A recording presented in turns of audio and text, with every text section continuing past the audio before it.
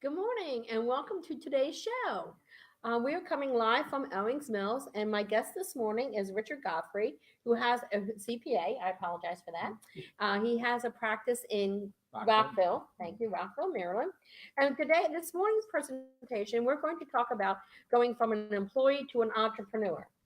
Now, Rich, I think we've all done that, right? Remember those days? Long time ago? So, Rich, when you made that transition from going from employee to entrepreneur, tell us a little bit of how that started for you. Sure. One thing that Sandy did mention was today we actually offered, the MSATP offered a panel discussion in Owings Mills Mm-hmm. from 8 to 10 on how to go from an employee to an entrepreneur. And we had a nice participants come out Mm-hmm. from pretty much all over State, Maryland. all over the state. I mean, yeah, we had PG County. Oh, And, Carroll yeah. County. Yep. Oh, and what was actually we had Dundalk. Actually, Dundalk. Dundalk, right. Yes, there you go. So it was really nice to see. We had 5 panel members come out from again all areas of practice. Again, we had Josh from PG County, we had Clarksburg, and we had where's the Hereford County. Hartford County. Yeah. That's Bel Air, right? Right, and Howard County. Howard County. Yeah, so, So, we had like, nice sampling. Nice sampling. Nice sampling, and the panel members had diverse backgrounds from starting with the government to medium-sized firms to large firms, and Right. so we had a really nice, healthy discussion. Right. So I think from that, we're going to take a small, like a mini version of that and just really focus on you on this one. Okay. Okay. Sound Sure. good? Yeah. Okay, great.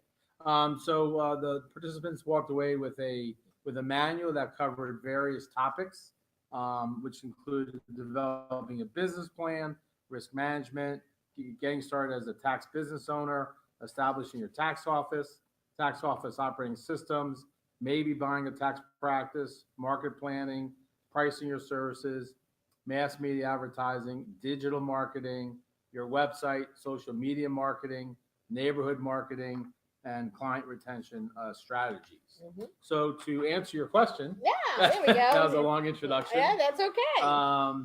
So basically, my background, how I got from pretty much from employee to entrepreneur is I started out and I worked for the Big Eight, one of the Big Eight public accounting firms in New York City in the audit department for 8 years. I paid my CPA during those 8 years, and then I moved on to work for a small 7-person solo practitioner in New Haven, Connecticut. I worked for that company for about 3 years, where, as I call it, you're going from audits to actually doing real tax work, small, medium-sized businesses, individual tax returns, payroll tax returns, sales and use tax returns, and personal property tax returns. So I did that for 3 years, and then I decided I wanted to kind of go to a graduate school. So I moved from New Haven, Connecticut to Rockville, Maryland, where I attended Georgetown University to get my Master's of Science in Taxation at night. It was a 2.5-year program. And during the day, I worked for about 10 years as a controller for small family-owned businesses, about $3-4 million in size. Different industries, furniture, franchise, not franchise, sorry, automobile rental, which was a franchise. There you go. That franchise word was in there somewhere. It was in there, exactly. Promotional advertising company, someone who owned about 20 real estate, commercial, and residential properties. And then after making a lot of money for those individuals, I decided to do something good. And I worked 6 years in the not-for-profit area. All along, I was in the evening and the weekends, starting and growing my tax practice, getting my name out there in the community, Mm-hmm. and getting referrals and things of that nature. And then I went full time in 2006.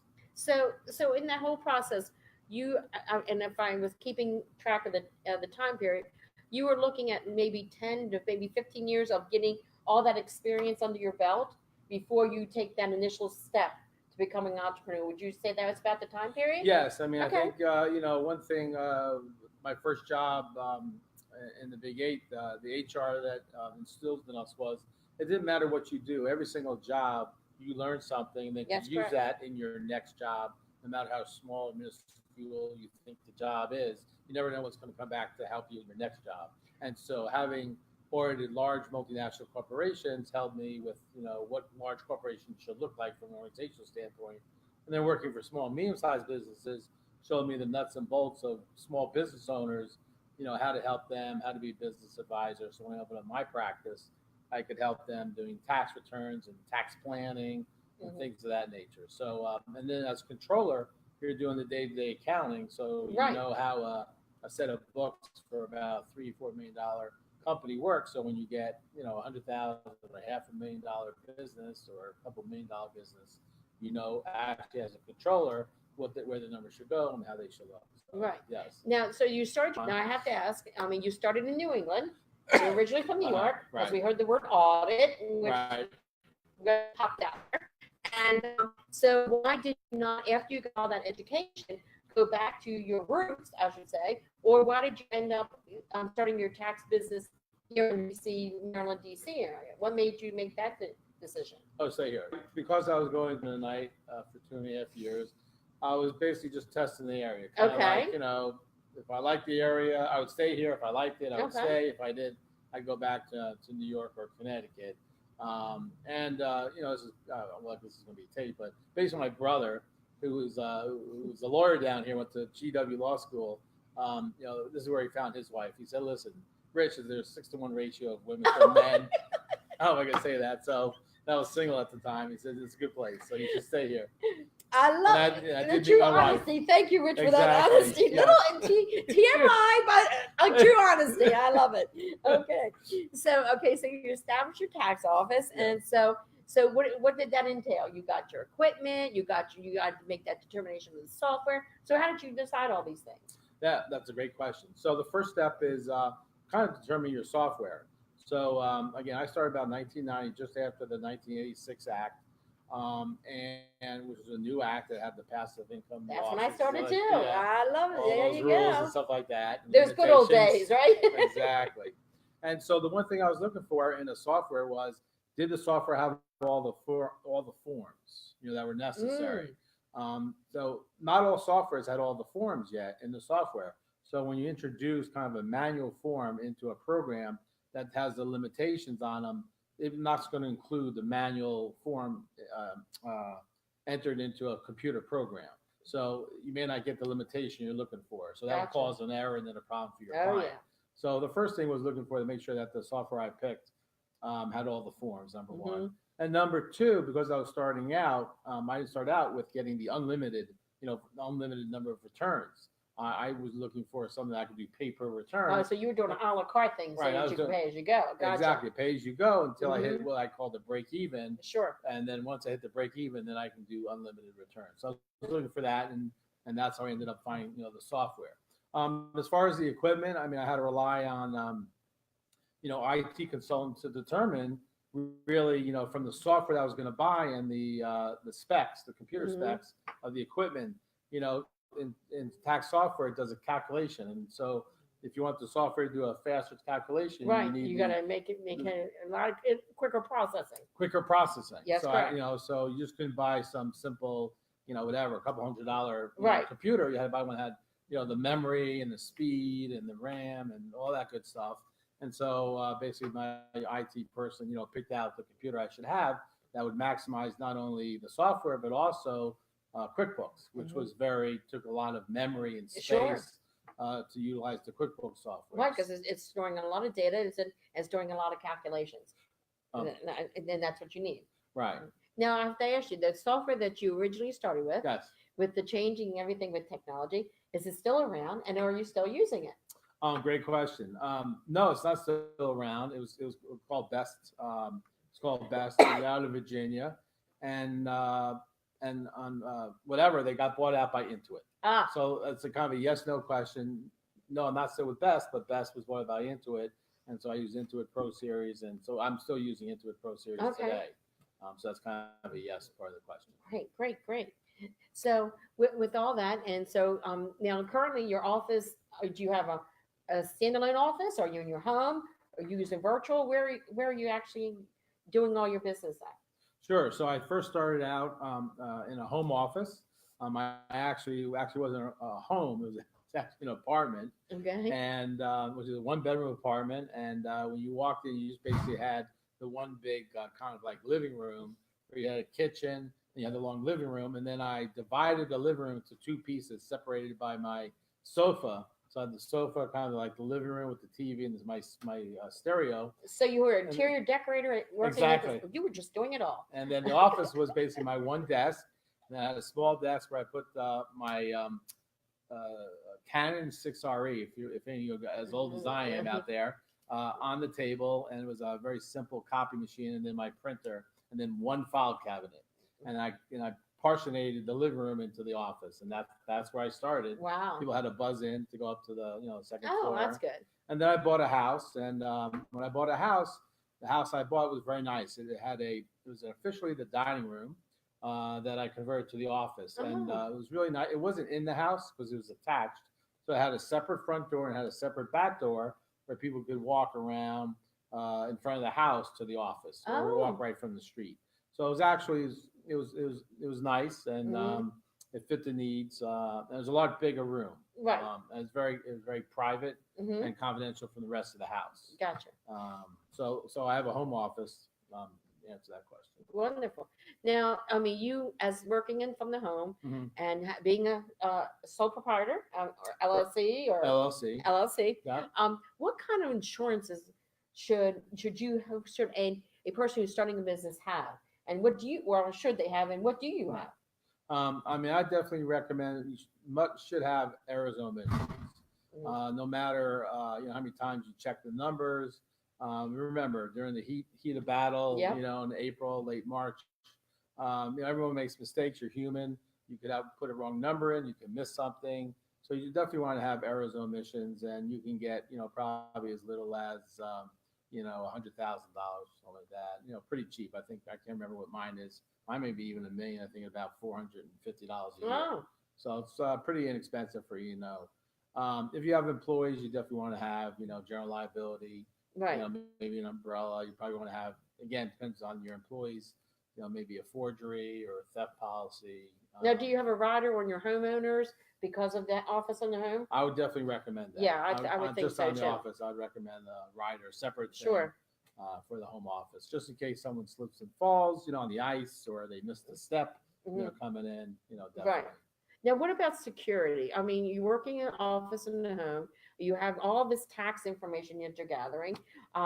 You have to protect that data. Mhm. I mean, with all the new IRS regulations, Right. keeping it in the safe and all that. So what are you doing to make that process happen? So to make it safe and make my clients feel comfortable is I have ADT security. Okay. And I have a motion sensor by the doors. Okay. And I also have motion sensor from because you can't get into the house. It's not locked. So I have motion sensors, and I have some type of tape. When they open up the door, it'll go off. So I have Okay. an alarm system.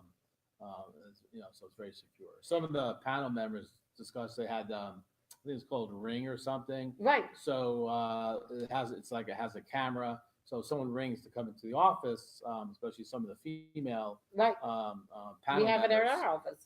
Yeah, you have it at your office. Yes. You can actually look to see who's outside the door before you open it up, and that's very comforting, very secure. And and it's right there on our phones. It's right there on our phones. I mean, it rings and we can choose it right on our phones. It makes it very convenient. And with the security now, especially with all the data we collect as tax professionals, we have to do our due diligence. And back in the day when you were in that apartment, Right. Those days are gone. Right. So Yeah, that's true. And then Yeah. you also need, security from, the internet, and people Right. need access to software. So you have to have, your antivirus software and your firewalls, and Right. so I have all that Okay. to protect yourself. Okay, great. Now, so when you're using the software, you use your tax software. Right. Is there anything else as a new entrepreneur in this business that you would suggest? Should they get a portal software? Right. Should they? What should they be using? What would you suggest? Sure. So some of the other things that you should probably get besides your computer and your software is one of the things is how professional maybe you want to look. So, for example, I have I call it a blue copy, but it's basically the copy of the tax return, Mm. and where the client can put their documents in that they get. It has the following instructions: have a copy of the federal return, has a copy of the state return, and so they get that. When I send out, let's say, a tax organizer, I have envelopes. If someone decides they want to have their return manually, which has been fewer and fewer now that we have electronic filing, I actually give them an envelope with a slip sheet that has the address of the federal return and the state return on it. So I have that as a something that they can have. Now, what happens if they don't want a hard copy? Maybe they want it sent to them electronically. Do you have a software that you use for your portal? Right. So my website has a client portal, and Okay. so another secure thing is clients can upload all their tax documents into the client portal. It's very safe and secure. If it's a business client or a client has a Schedule C, they can load in their QuickBooks file or just their spreadsheets if they have Excel spreadsheets, into the portal. And then if they want to copy the return that they can use, then I can just put a copy of the return in the portal. Right. So if they want to, let's say they want to refinance or looking to buy a house or an investment property, instead of calling me up and saying, hey, please give ABC Mortgage Company a copy of last 2 years of tax returns, they don't have to call me up. They can just go into their client portal, get the tax return, and send it off to the mortgage company. That works out. And whenever they want. Well, that leads us right into the next question. So when a client does that and says, hey, Mr. Godfrey, I need this, do you charge for that? And how do you do your pricing? Okay, sure, no problem. So as far as pricing goes, it's very important that the client knows before you start to do the return, what's going to be their fee. So for example, there's a couple methods. So the way I look at it is that the fee for me and to the client is an investment. It's an investment of all the services I provide. So for example, it's not just how much does a tax return cost, but what happens if I have questions, what happens if I need you to do something, or just consulting. So one piece of the fee, which again is an investment in the service, right, that's being offered is for a tax return, I'll use a combination of what I call a hybrid method of number of forms that they have, okay, and then I compare it to the hours that the return takes, and then I look at a hybrid or a value of both the forms and the hours. So, for example, I have a bunch of clients. They like to come in, and they really, like to schmooze. What can I tell you? Right. I'm a kind of combination of a psychiatrist and a priest. And We a tax know- preparer. We know a little Is bit that too much sometimes, too much, don't okay. we? Anyway, Yeah. Mhm. and less of a tax preparer. So, so again, them sitting with you, they don't realize, if they're there for 3 or 4 hours, Oh my goodness. I could be, working on someone else's return, and so that's time. Mhm. Or if they come in and they're a business client, they're bringing, one receipt at a time. I have to add it up. Again, that's time, and it has to be, Sure. billed, not just so much you only did this form. So I think you have to look at that. So what Yeah. you're saying is you have different opportunities. And you have value billing, you have form billing, you have hourly billing, Right. or you have a combination, just as Right. you said, because it really depends on the situation. Right. It really does. So I'm telling you, it seems like there is a lot involved Mhm. moving from the employee to entrepreneur, but it's doable. It's a positive thing, and it's a great opportunity for anyone actually. Right. I mean, I believe it's also. I mean, it's if you can do it and you enjoy doing tax returns, and you get the necessary requirements. Either if you want to become a Maryland individual income tax preparer to pass the test, or if you're an EA, an enrolled agent, or a CPA, the entree into the business, I think is easy. It's low cost to have a desk, a chair, a computer, a lamp, Right. a printer, and a copy machine. That's not a big intensive thing. The software again is not a big investment. Right. I mean, the big investment is going to be, how do you obtain clients?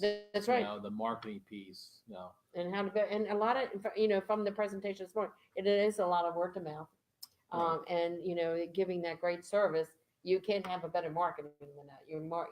Your current clients are your best marketers, Right. and so that really works out well for them. Mhm. So I think we're just about out of time. Rich, I really enjoyed our conversation. Thank you. Again, I'd learned a little bit more than I wanted to learn a little bit, but that's okay. But it's always good. And I think, and we had a great time this morning. I Right. think everyone that attended enjoyed the presentation. Next week, we're going to be hearing from John Pashas, who is going to be talking about charitable giving as well as the basics assets, I believe. And so he'll be joining me virtually next week. And we will be back at our 9 o'clock time. And I appreciate everybody joining us today. And I hope everyone has a wonderful day and has a great weekend. And we'll see you next week.